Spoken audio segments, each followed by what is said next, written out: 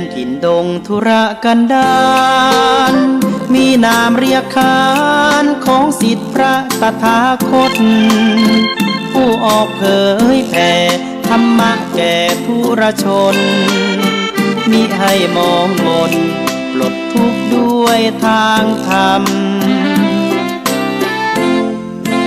ธรรมจาริกธรรมจาริกธรรมจาริกถึงอยู่กลางป่าหรือว่ายอดดอยท่านไม่เคยถอยเฝ้าคอยชี้นำให้ใช้ธรรมะขององค์พระพุทธธรรมให้ใจสุขล้ำน้อมนำทำกรรมดีธรรมจาริกธรรมจาริกธรรมจาริกเร่งพัฒนาการอยู่การกินให้มีชีวิตสุขสันต์เปรมปรีพบแสงสว่างส่องทางสร้างความดีให้มีความสุขความทุกข์หายไปธรรมจาริกธรรมจาริกธรรมจาริกขอถวายความเคารพพระมหาเถรานุเถระครูบาอาจารย์เจ้าทั้งหลายจุตนจุองค์เจริญในธรรมจงได้บังเกิดมีกับสาธุชนพุทธบริษัททั้งหลายที่ได้สดับรับฟังธรรมะตังสถานีวิทยุวัดฝ่ายหินมหาวิทยาลัยเชียงใหม่ในระบบ FM 104.50 เมกะเฮิรตซ์และสถานีอื่นๆที่ได้ลิงก์สัญญาณไปทางโลกออนไลน์ทีวีออนไลน์วัดฝ่ายหินเพจเฟซวัดฝ่ายหินก็ดีท่านพระครูปัญญาสังฆการก็ดีวันนี้อาตมาภาพก็ได้มาพบกับท่านผู้ฟังทั้งหลายเป็นวันพุธที่20 กรกฎาคมวันพุธที่20 กรกฎาคมพุทธศักราช2565เป็นวันเดือน10เหนือลง7ค่ำวันนี้เป็นวันแต่งวันดาวันพรุ่งนี้เป็นวันพระวันศีลน้อยศีลเดือน10เหนือลง8ค่ำก็ได้มาพบกันในวันนี้ก่อนอื่นก็จะได้นำเอาสุภาษิตล้านนาไทยเอามาปั่นมาฝากพี่น้องท่านสาธุชนทั้งหลายที่ได้สดับรับฟังเป็นการได้นำเอาภูมิปัญญาของบรรพบุรุษบรรพชนพระอุ้ยแม่ม่อนที่ได้สอนไว้เอามาย้ำมาเติมมาเติมเอามาขยายแผ่ไปกว้างได้นำเอาบทที่ว่าจะไปใหญ่ย้อนกินข้าวจะไปเท่าย้อนเกิดเมินจะไปใหญ่ย้อนกินข้าวจะไปเท่าย้อนเกิดเมินก็มีความหมายในสุภาษิตล้านนาไทยในบทนี้ว่าอย่าได้ทำตัวเป็นคนที่โตเฉพาะกายหรือแก่เฉพาะอายุอย่าได้ใหญ่เฉพาะร่างกายหรือแก่เฉพาะอายุเป็นคำสอน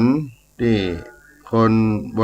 ราณบรรพชนบรรพบุรุษเปิ้นได้สอนเอาไว้เป็นสุภาษิตล้านนาไทยจะไปใหญ่ย้อนกินข้าวจะไปเท่าย้อนเกิดเมิน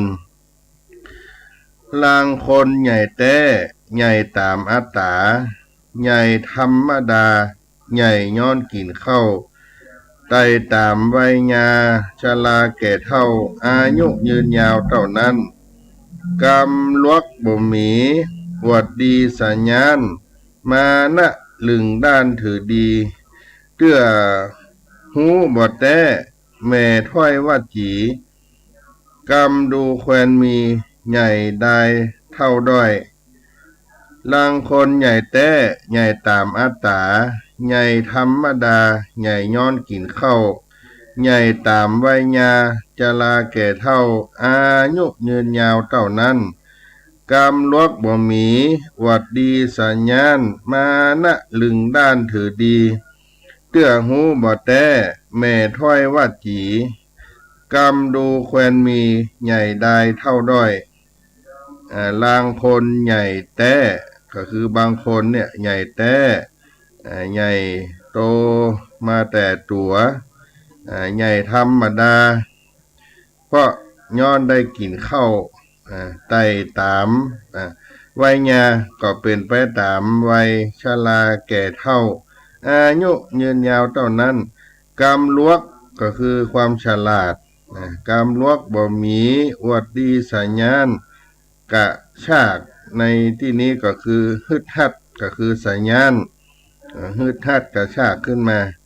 านะกะการถือตัวลึงด้านก็คือดื้อด้านมานะลึงด้านถือดีเตื้อหูบางครั้งบางทีบ่แต้แม่ก็คือขยายแหวถ้อยว่าจีแม่กำบู้ไปกำดูแควนมีกำดูแควน ใหญ่ได้ก็เต้าอันเท่าด้อยก็คือใหญ่ได้เท่าด้อยก็คือไร้กล้ากำดูแควนมีใหญ่ได้เท่าด้อยเป็นคนที่ไร้กล้าเต้าอันจะไปใหญ่ย้อนกินข้าวจะไปเท่าย้อนเกิดเมินลางคนใหญ่แต้ใหญ่ตามอัตตาใหญ่ธรรมดาใหญ่ย้อนกินข้าวไต่ตามวัยญาจะลาแก่เท่าอายุยืนยาวเท่านั้นกำลวกบ่มีวัดดีสัญญาณมานะลึงด้านถือดีเตื้อหูบ่แต้แม่ถ้อยว่าจีกำดูแควนมีใหญ่ได้เท่าด้อยในข้าวนี้ก็ได้กล่าวว่าบ่ใจว่าเฮาใหญ่เฮาโตเติบโตเพราะว่ากินข้าวบ่ใจว่าแก่เท่าเพราะเกิดเมินอยู่เมินบางทีบางคนเติบโตตามธรรมชาติเพราะได้อาหารการกินหรือแก่ชรามาก็เพราะเป็นไปตามวัยญาการดำรงชีวิตอยู่ตามช่วงอายุเท่าอันเวลาที่ผ่านไปบ่ได้แสวงหาความรู้เท่าที่ควรความรู้หรือสติปัญญาก็จึงมีน้อยเพราะฉะนั้นก็ยังอวดดีก็นั้นก็ยังอวดดีดื้อด้านถือมานะถือตัวกล้าดีอวดดีแม้บางครั้งหูบ่แต้บ่จริงก็ยังดันทุลังขยายกำปูว่าจีกำจ่าไปนานาต่างๆผิดถูกพฤติกรรมเช่นนี้ก็จึงมีกรรมดูแคลนตามมาว่าใหญ่ได้เท่าด้อยก็โตเต้าอันหรือแก่ที่บ่มีประโยชน์จะไปใหญ่ย้อนกินข้าวจะไปเท่าย้อนเกิดเมินก็เป็นสุภาษิตล้านนาเอามาปั่นมาฝากพี่น้องท่านสาธุชนท่านผู้ฟังทั้งหลายในต้นรายการสารธรรมยามเด่นเสียงสารธรรมยามเย็นเสียงธรรมวัดสลีโสดาพระธรรมจาริกโดยอาตมาภาพท่านพระครูปัญญาสังฆการตัวแทนคณะสงฆ์วัดสลีโสดาพระธรรมจาริกได้เอามาปั้นมาฝากในสุภาษิตคำสอนโบราณล้านนาไทยในต้นรายการนี้ก่อนน้อ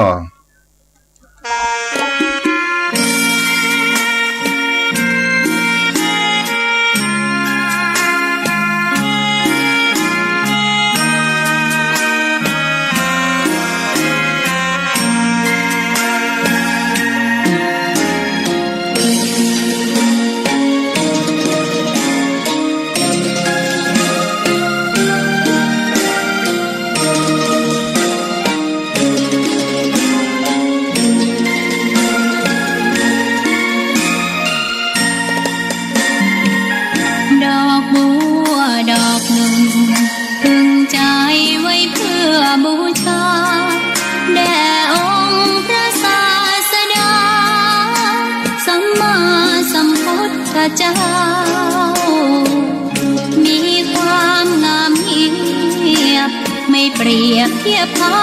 เทียบเราใครมองไม่งามช่างเขาแต่เจ้าก็คือดอกบัวด้วยความสัตย์ซื่อยึดถือความดีเป็นหลัก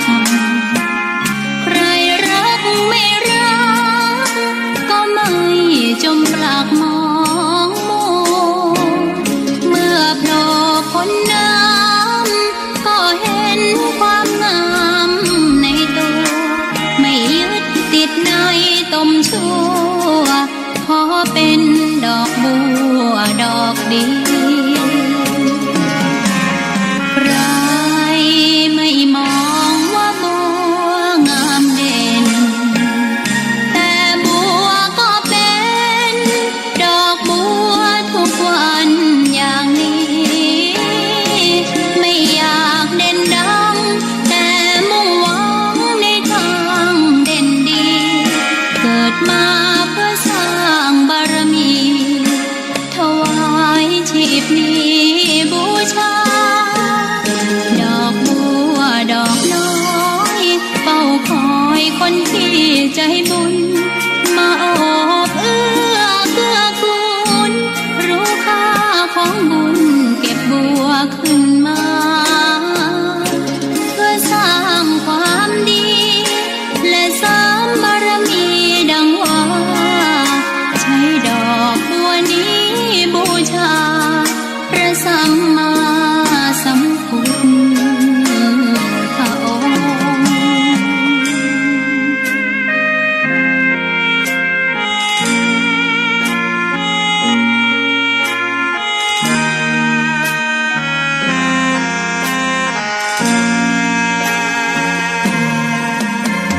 ใครไม่มองว่าบัวงามเด่นแต่บัวก็เป็นดอกบัวทุกวันอย่างนี้ไม่อยากเด่นดังแต่มุ่งหวังในทางเด่นดีเกิดมาเพื่อสร้างบารมีถวายชีพนี้บูชาดอกบัวดอกน้อยเฝ้าคอยคนที่ใจบุญมาโอบเอื้อเกื้อกูลรู้ค่าของบุญเก็บบัวขึ้นมาเพื่อสร้างความดีและเสริมบารมีดังว่าใช้ดอกบัวนี้บูชาพระสัมมาสัมพุทธองค์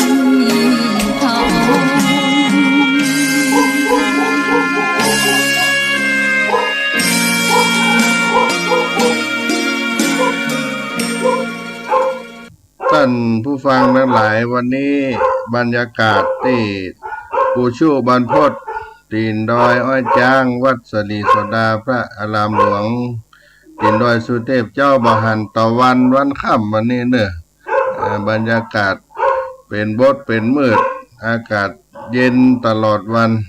บาหันดวงพระสุริยาทิตย์เลย ก็เย็นตลอดวันนี้วันนี้ว่าจะได้นำเอาพระธรรมเทศนาอานิสงส์การเข้าพรรษาเอามาปั่นมาฝากพี่น้องท่านสาธุชนทั้งหลายที่ได้สดับรับฟังเป็นมรดกธรรมคำสอนของคนโบราณในวันพรุ่งนี้จะเป็นวันพระวันธรรมสวนะ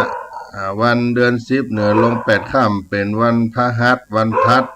ที่21กรกฎาคม2565ก็เป็นวันแต่งวันดาวันห้างที่จะไปกินไปทานก็ได้นำเอาพระธรรมเทศนาอานิสงส์เข้าภาษาฉบับของล้านพินโยละปูนกาดหนองดอกในอำเภอเมืองละปูนเอามาปั่นมาฝากพี่น้องท่านผู้ฟังทั้งหลายในเมื่อค่ำยามเย็นวันนี้เนาะก็เชิญสดับรับฟังพระธรรมเทศนาอานิสงส์การเข้าภาษาใน เมื่อค่ำยามเย็นในวันนี้เนาะ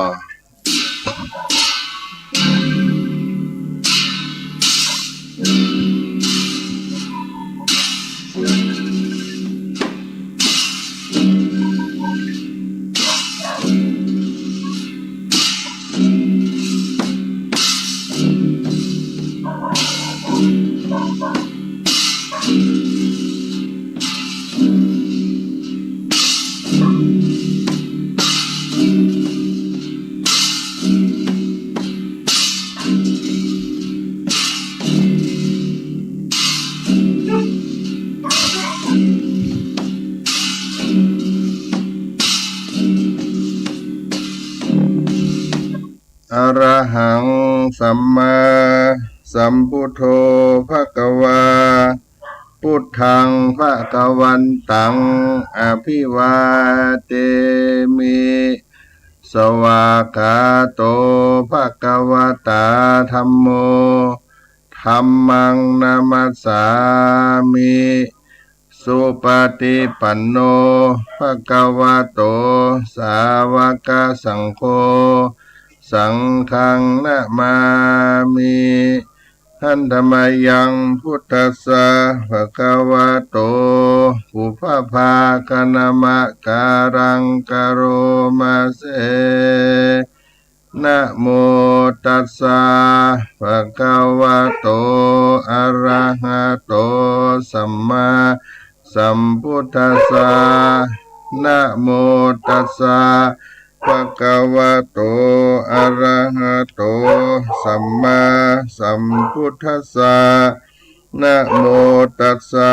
ภะคะวะโตอะระหะโตสัมมาสัมพุทธัสสะอิติปิโสภะคะวะอะระหังสัมมาสัมพุทโธภะคะวะอิติปิโสภะคะวะอะระหังสัมมาสัมพุทโธภะคะวะวิชาจารณะสัมปันโนสุขโตโลกวิทูอนุตตโรปุริสาธัมมัสสารถิ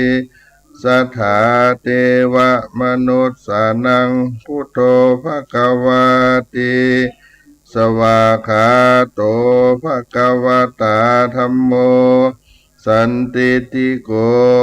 อากาลิโกเอหิปัสสิโกโอปนัญิโกปัจจตังเวทิตาโปวินโยหิติสุปฏิปันโนภควโต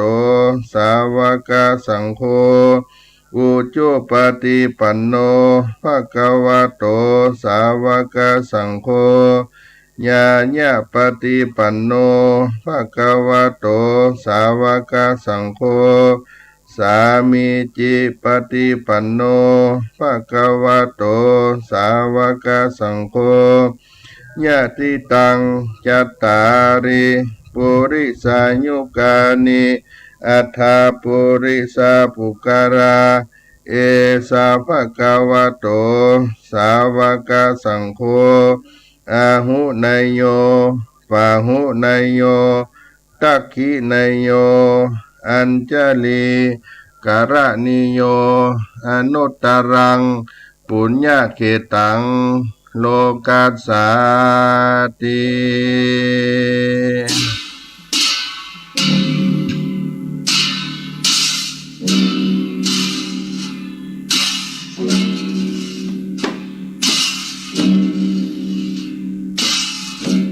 สมเด็จเลยพระกาโต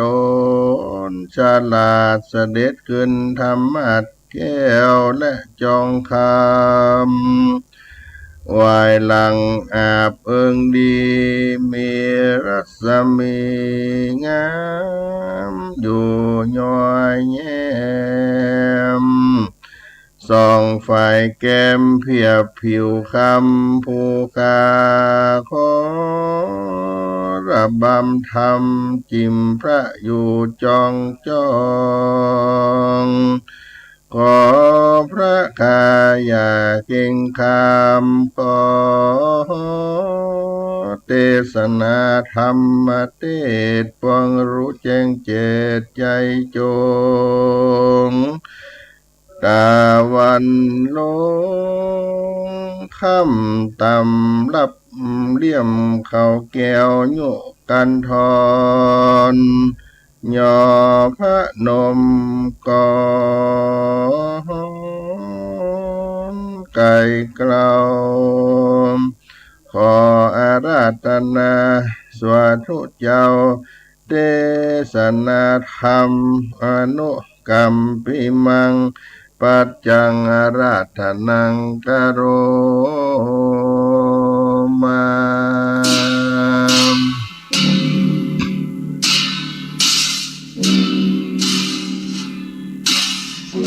นะโมตัสสะภะคะวะโตอะระหะโตสัมมาสัมพุทธัสสะเอวัมเมสุตังเอกังสัมมัญญังภะคะวะลาจากกะเหวิหารติเวรุวันเนกาลันทากานิวาเปเตนังโกปันนาสัมมัญเยนะภังกวาภิกขุนังวัสสาวาโสอาปัญญันโตโหติเตถาพิงโกเหมันตัมปีกิมหัมปีวัสสัมปีจาลิกังจารันติติสาทโว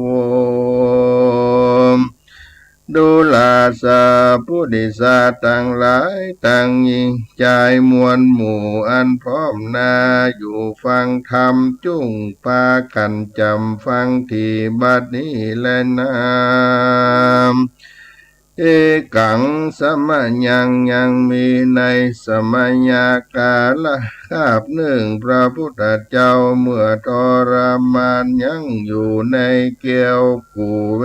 ลุวันนารามนอกเมืองงามราชากาหันนกรพระบวรปิ่นเกลาตีพาลบเหตุเข้าวัดสาแก่ภิกขุสังฆามวลหมู่อันพร้อมนาอยู่ฟังธรรมยิ่งไขกรรมโอกาสว่าแต่ก่อนบ่ได้ปัญญัติขาดเข้าวัดสาแก่ภิกขุสังฆามวลหมู่อันปากันอยู่ตามใจบ่มีวินัยเกี่ยวข้องจะละเดินเตะต้องไผ่มันเผยแผ่ธรรมมาเตทุกดาวเขตปาลาสามละดูมาบอกขาดคือเหมันตาอาจหนาวเย็นกิมหันตะเป็นฤดูร้อนวัดสันตะย้อนฝนหลายภิกขุตั้งมวลหมู่บ่หยุดยั้งอยู่ฉันใดจะละเดินไปเผยแผ่เพื่อเมตตาแก่ฝูงคนทุกสากลโลกลาเพื่อน้อมนาเตศนาธรรมนำสัจธรรมมันยิ่งอันเป็นสิ่งต่างสุขใจแก่เวไนยสัตว์ต่างหลายมวลหมู่ได้อยู่จมบานแนะนำที่นี้จังวิสัจนาปุริมาวัสสานว่าพระพุทธาทะลงอนุญาตบ่ฮือขาดสูญหายตามปริยายบอกเล่ายามเมื่อเข้าวัดสาเราใดเกือเว้นการไปเดินเตศอยู่ในเขตไผ่มัน3 เดือนผ่านยังบ่ขาดฤดูฝนหยาดตกลงมาเดินมากาลำบากหนทางยากเปอะโตม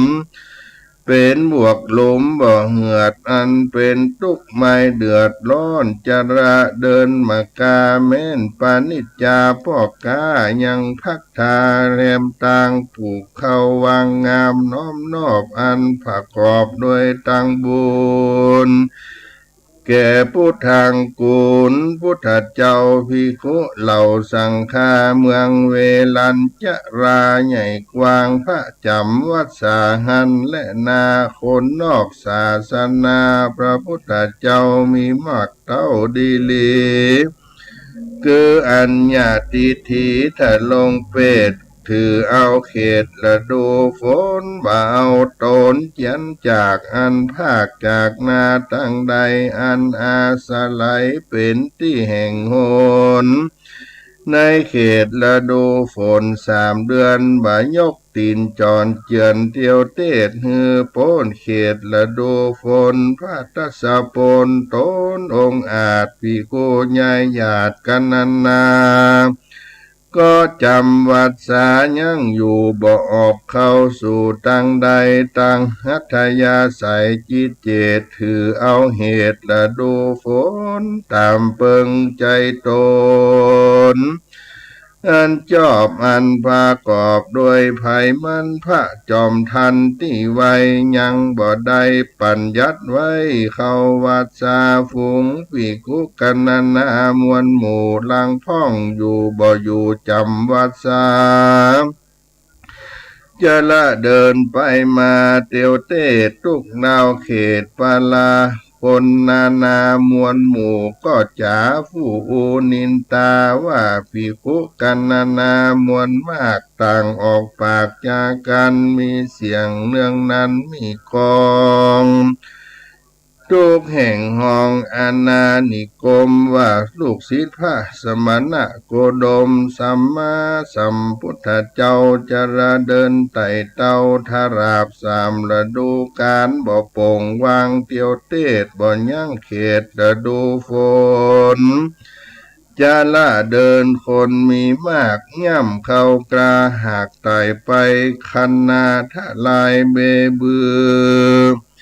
ยังบังเกิดเหือเสียหายหมดแมงตายย้อนย่ำใส่ต้นกาใหญ่น้อยงามดีเป็นพงธุลีเรียราดบ่สะอาดงามตานักบวชกันนาฝูงอื่นเขาบ่ตื่นเศร้านอนบ่เดินจรเอี่ยวแว่ย่างพักแต่ละดูฝนบ่ไปลบกวนตนเขาตั้นนั้นเล่าเป็นจุมอยู่ผสมเป็นฝูงใหญ่บ่ได้เตียวไต่ไปไหนแม้นว่านกสกุณาในนอกฝูงใหญ่ปากันปัดไปแป่งหางนอนยุดยั่งบ่หอนนาบินไปจะลาเตดในดาวเขตก้าวไกลลบฝนไป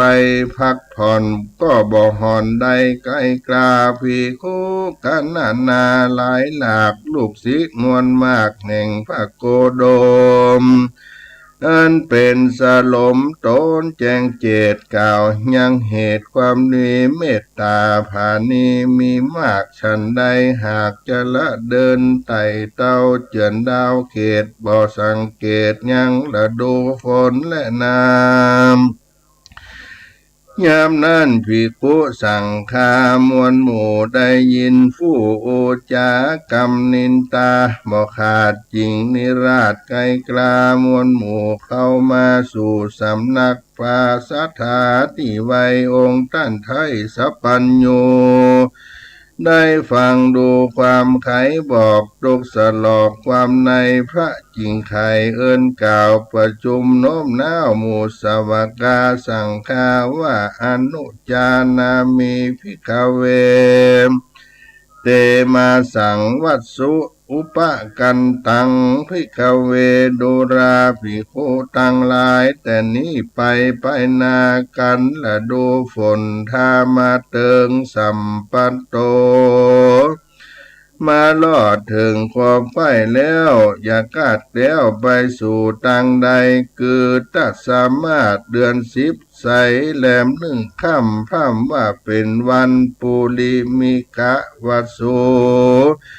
ปนาญิกาวัสสาตนปัทมาและเดือน11นาแรม1 ค่ำก็พร่ำว่าเป็นวันเขาวัสสาลังมี2 ประการดังกล่าวมานี้และนาม อันว่าภิกขุต่างหลายจงจำเอาไว้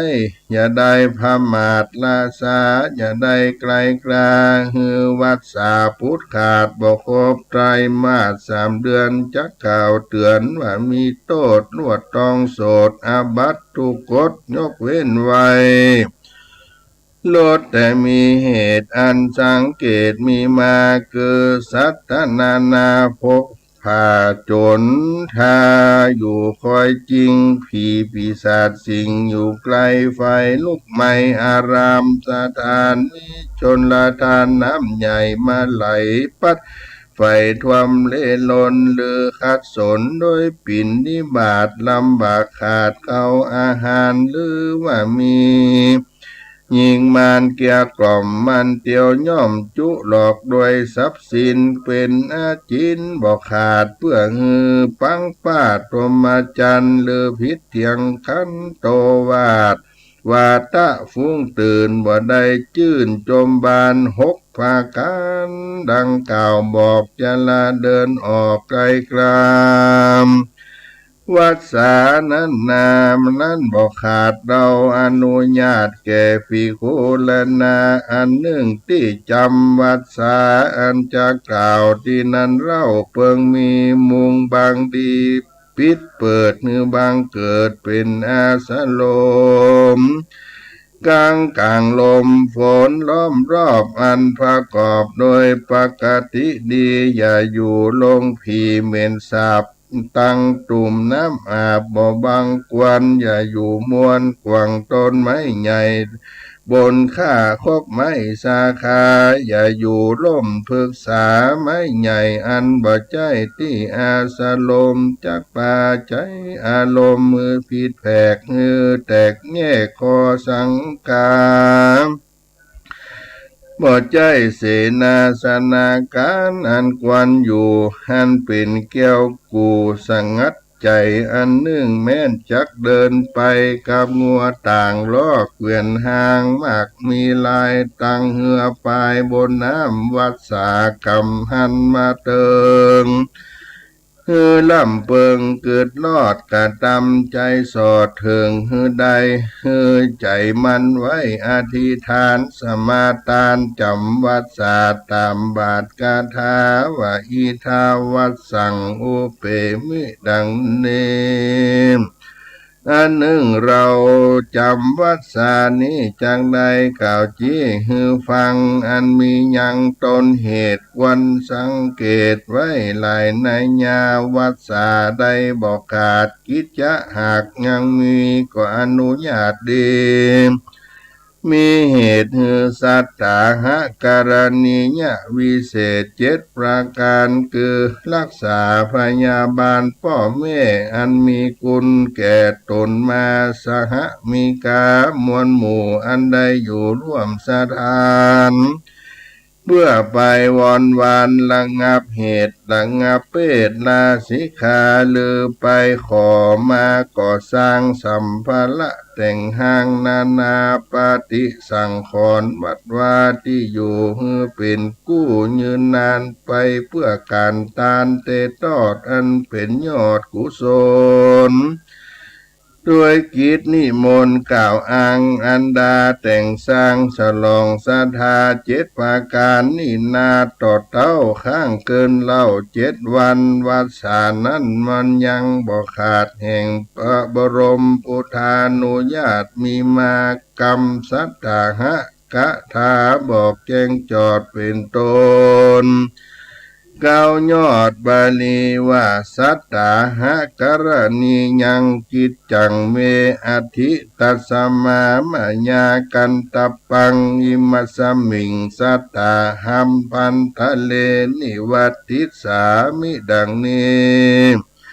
จะกล่าวจี้เขตจำวัดสามีเขตนาบอกไว้จูจอดประกอบล้อมลอดด้วยกำแพงหรือลังแพงไม้เขตเพื่อไว้เป็นที่สังเกตจำเอา บอกกวนเก่าหลงลืมเขตรักษาเหตุอันจังมีมาจากเป็นคุณนันตาอันยิ่งจำวัดสาครบจริงแต่3 เดือนบ่แซ่เสียนนอนที่อื่นบ่จมจื่นอธิษฐานบ่ออกจากสถานก่อนอรุณนะพระสุริยาคืนมีใจอภิลมจมจื่นตั้งธรรมปงวาจากกรรมกล่าวว่าอัสสัมอิมัสสัมมิงอารามเมอิมัสสมิงอารามิอิมังเตมาสังวัดสังอุเปมิหติถามิดังนี้และนาปรากาหนึ่งนาจำวัดสาดียิ่งบังเกิดสิ่งสามัคคีความจำเริญมีบังเกิดรอดอันเป็นยอดว่าเสริฐนางนาเมตตาภาวนาบอกขาดเป็นกองนักผาดโบราณเพื่อจำละสันดานผ่องแผ้วดีเลิศแล้วตั้งศีลธรรมเพื่อฮือโตนองค์คำผีคุดเจ้าและสามเณรใดปั้มเปงเปลี่ยนศีลสะอาดวัดสาบอกขาดเปปัง3 เดือนยังผ่องแผ้วบอกขาดแล้วหายสูญมีใจโน้นช่วยกำมันเตี้ยงพร่ำอยู่ตำลงกระตามต้นคงสืบสร้างบ่ได้มั่งคำสอนแห่งพระจินวรพระพุทธเจ้าศาสนาเตี้ยงเต้ายืนนานบ่อยาจะแลนามในกาลนั้นนาศรัทธายิ่งใจมวลหมู่ก็เข้ามาสู่อารามปฏิบัติตามองค์พระพุทธเจ้านกน้อมเกลาภาวนามีศีลรักษาบ่ขาดบ่ประมาทตามพระสงฆ์ตนถ้าลงศีลสีปั้มเป่งดีเสพสร้างบ่เหินห่างตั้งธรรมสมาทานจำยังศีล5ศีล8จำละแขวดบ่ผิดพวนมาจักจวนกันเข้าสู่ในที่อยู่อารามวันอุโปสัทธางามมาลอดบ่ได้ตอดดูได้ปากันยังยายไปบ่ขาดยังเอาวาดสถานกันเทิงกาละวันศีลมาไขว้ออก8 ค่ำแลม8 ค่ำไขว้มาเติงมาลอดถึงก็มาลำเปิงเดือนดับเดือนเปงกะตำเปลี่ยนเตี้ยงมันรีบกะตำนั้นอันชื่อว่าความดีอันพระมุนีหากกล่าวจีวิตะนั้นเล่าบ่ยืนนานมาโจราจาหารติดตามไปจะใจบ่หลีกเว้นใดสักวันยามทุกขังตามอนิจจังอนัตตาดัง3 สิ่งเป็นเจ้าแต่ยิ่งในตัวมันบอกกลัวภัยแต่ใส่พระเก่าไว้มี3 ประการคืออนิจจังสังขารเป็นของบ่มันเที่ยงรู้ความเหี่ยงแผ่พวนร่างกายตั้งมวลมีมาแต่ก่อนดูเกียงบ่ผ่อนเข้าใสหูตาไว้ฟังที่หันลูกดีถนัดใจฟังเสียงใสแจ่มแจ้งเป็นที่แสงแน่นใจตนแม้นว่าตนได้กลิ่นรู้แจ้งสินหอมเหม็นลิ้นในเกณฑ์โซ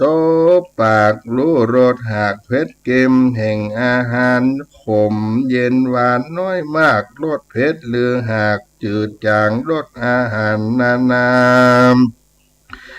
มากมนมีอันมันหากรู้โดยลิ้นแห่งตนส่วนใจนั้นเล่าอันแต่ก่อนเก่าจำดีด้วยวาจีอันเก่านั้นจำจือหันในใจเรือนอันใดก็ง่ายบ่เบื่อหน่ายสังยามบัดนี้ความอันบ่เที่ยงมาบิดเบี่ยงเป็นไปร่างกายบ่ใส่ดำกำเศร้ามีป่านออกเล่านาเดินไปมาลำบากหัวเข่าหักเจ็บในเจ็บปวดไปจุงยังอันเป็นเครื่องแห่งจลาม จะโคตานั้นก็มามืดมัวปูนดีงืดกลัวอัศจรรย์พากดหันยินหลากเป็นสิ่งหากพิษพวนหันลานตนก็ว่าลูกเปื้อนดูยายเคลื่อนแก่ใจส่วนว่าหูอันเคยได้ยินเสียงไสมาแต่ก่อนบัดนี้ก็ผ่อนเป็นไปได้ยินเสียงอันใดบ่แจ้งรู้ส่วนรู้ดังแห่งตัวโตนั้นเล่าสั่งบ่เหมือนเก่ากินอันใดเล่าก็บ่ได้กลิ่นอันใดเคยมี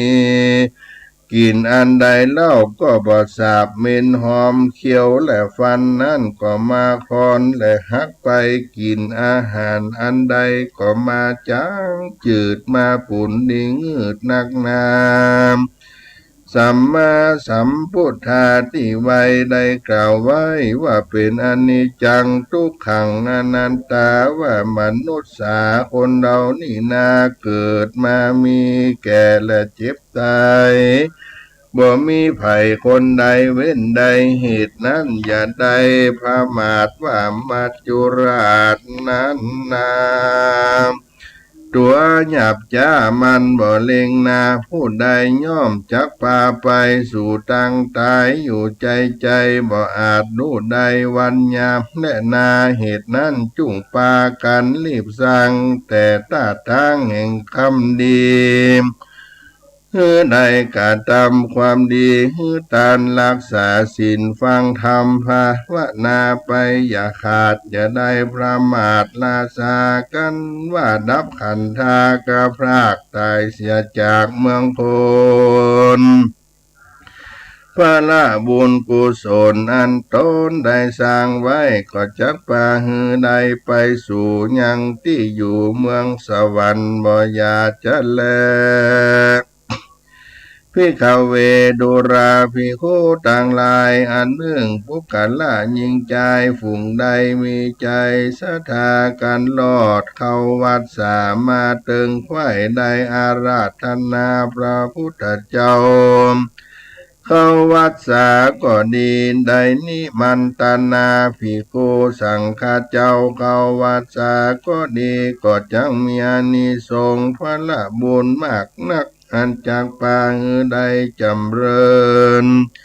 อยู่จุ่มเนื้อเย็นใจแม้นจุติตายไปจากญาติอันเป็นคนก็จังได้เอาตนไปเกิดในห้องฟ้าเลิศเมืองสวรรค์เสวยสัมปติทิพเทพอยู่ในวิมานคำหันแลภิกขเวดุราภิกขุทั้งหลายผู้กะละผู้ใดใดตานรักษาศีลฟังธรรมเมตตาภาวนาในกลางวัดสาจักในอานิสงส์พระราบุญนั้นมากนักจักกันนาบ่ได้เกิดมาในชาติใดก็ดีเตียนย่อมมีรูปกายโสภาอันเหล่างามมีพละกำลังและปัญญาเลี่ยมเสียวมากนักมีเข้าของสัมปติมากนาบ่หอนเป็นคนนาถาอยากไล่สากาบจะแลมแม้นว่าจุติตายจากญาติอันเป็นคนก็จังได้เอาตนไปเกิดในห้องฟ้าเลิศตวติงสาสวรรค์เทวโลกเสวยสัมปติติมืนนานกันว่าบุญกาละแก่ตนยังแก่กล้าจักใดไปสู่จันฟ้าและเนรปานอันกสุขเกษมอีกนักบ่อยาจะแลมเตสนาวัสสาเนสาธิกาธรรมาเตสนาปะหุโสตาปฏิภาลาตินีปาผู้นิงโสในเมื่อแล้วธรรมเตสนาแห่งพระพุทธเจ้าในกาลาปังนั้นอานิสังสาอานิสงส์เข้าวัดสาดวงงามบานนันพาเสดก็บังเกิดยังอานิสงส์ พระละบุญแก่พุทธบริษัททั้งสี่เป็นอันมากนักพ่องก็ได้ถึงโสตาสกิตากานาการหันตาตามบุญสมปานแห่งตนอันใดกตาที่การมาแต่ก่อนก็มีวันนั้นแลอานิสังสานิติตาขีญานกล่าวยังอานิสงส์เข้าวัดสาก็บังโกมสมเลศสะเด็จสาธุสาธุสาธุ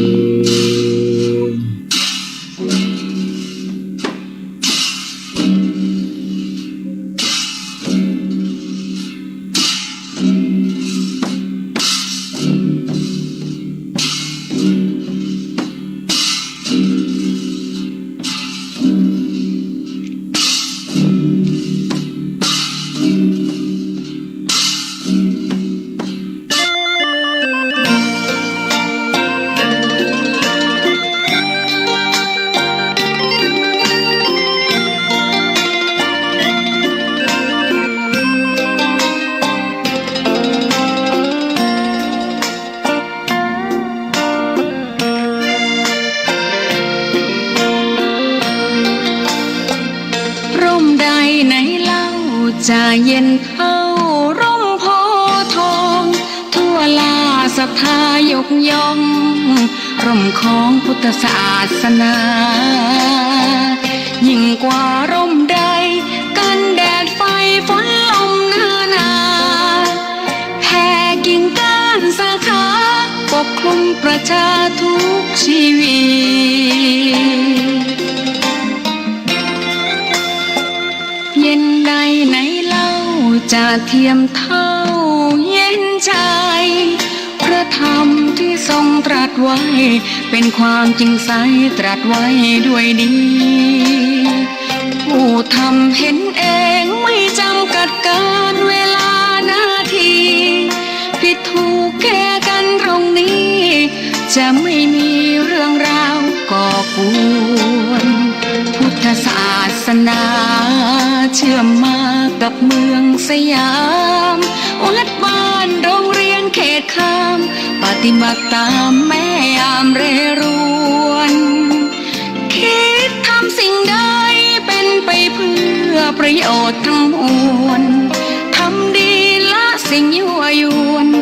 ขนึงครวญทางสายกลางชนะในเล่าจะเทียมเท่าฉันท่านสาธุชนพุทธบริษัททั้งหลายก็ได้สดับรับฟังพระธรรมเทศนาอานิสงส์เข้าวัดสาในฉบับของเมืองละปูนร้านพินโยตลาดหนองดอกอาตมาภาพก็ได้นำอัญเชิญเอาน้ำธรรมคำสอนของโบราณกาลได้มาปั่นมาฝากในวันพรุ่งนี้ก็เป็นวันศีลวันพระวันธรรมสวนะวันเดือน10เหนือลง8ค่ำก็ปากันเข้าวัดวาอารามใส่บาตรหยับน้ำกินตานไปตามอานิสงส์ของการเข้าพรรษา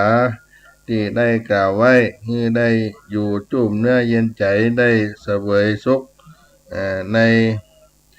เมืองคนและเมืองฟ้าแต่งล่าเมืองสวรรค์ตราบถึงในอนาคตการอันมาไปหน้าก็คือนิพพานเป็นที่สุดที่ซ้อยได้ปั้มเป่งในวสาอานิสงส์ในการเข้าวสาแก่คณะสัทธาทั้งหลายจุผู้จือคนก็ขอปันโจกปันปอนให้สัทธาทั้งหลายได้อยู่เย็นเป็นสุขกันทั่วหน้า ดีและอาจจะในวันนี้ก็หากเป็นวันดีทิฏฐิอันวิเศษเหตุด้วยมหามูลศรัทธาก็ได้น้อมนำมายังรัชธรรมเทศนา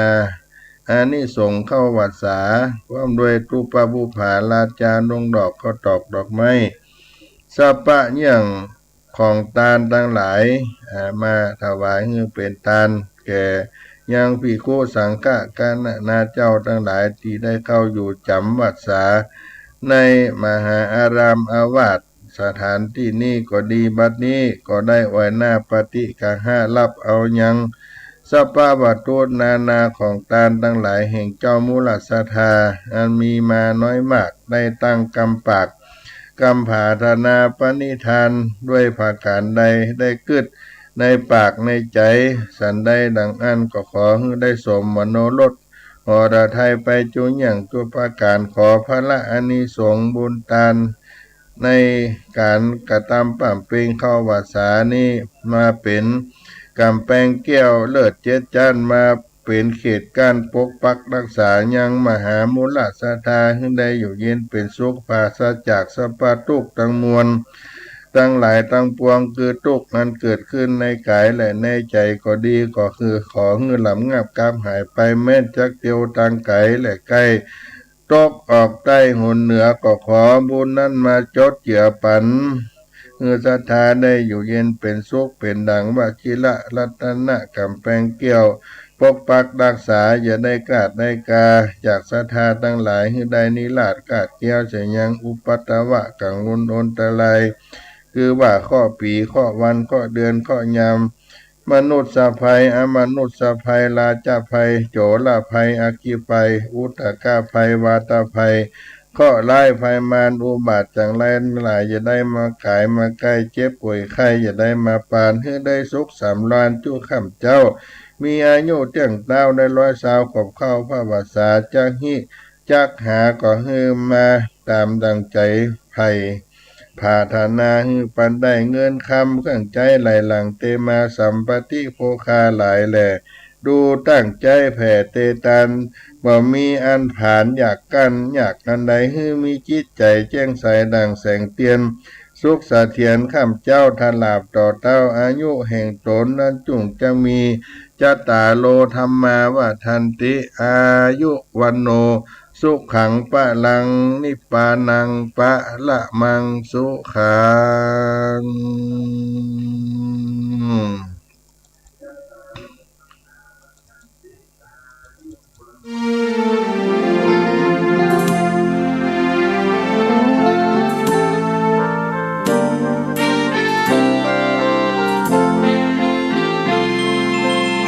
ดินแดนถิ่นดงธุรกันดา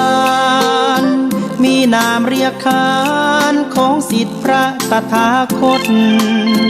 ผู้ออกเผยแผ่ธรรมะแก่ทุรชนมิให้มองมนปลดทุกข์ด้วยทางธรรมธรรมจาริกธรรมจาริกธรรมจาริกถึงอยู่กลางป่าหรือว่ายอดดอยท่านไม่เคยถอยเฝ้าคอยชี้นำให้ใช้ธรรมะขององค์พระพุทธธรรมให้ใจสุขล้ำน้อมนำทำกรรมดีธรรมจาริกธรรมจาริกธรรมจาริกเร่งพัฒนาการอยู่การกินให้มีชีวิตสุขสันต์เปรมปรีพบแสงสว่างส่องทางสร้างความดีให้มีความสุขความทุกข์หายไป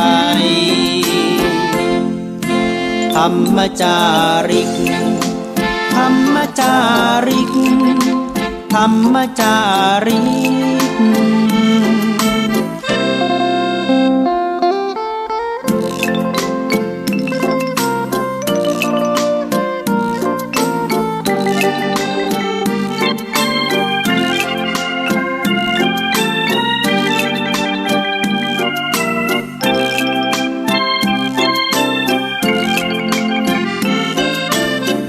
เร่งพัฒนาการอยู่การกินให้มีชีวิต สุขสันต์เปรมปรี พบแสงสว่าง